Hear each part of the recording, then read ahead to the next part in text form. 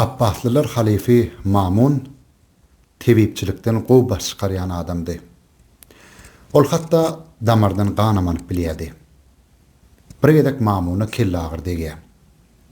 Näme emesse-de kelle agyr aýrylmaýa. Kaysar Kalansuwa on kelle agyr sakda eşdip, oňa bir hat goý berip, haty kelletine goýmak maslahat berýär.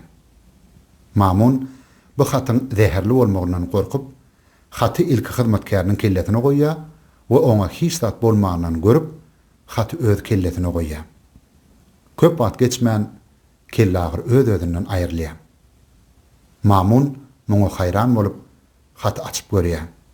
Ol hatda Bismillahirrahmanirrahim. Allah'nın adı agdalanyna öçmejek odam öçýändir. Allah'dan başga hiç kim güç kuvwata eýe däldir diýip ýazylgan eken.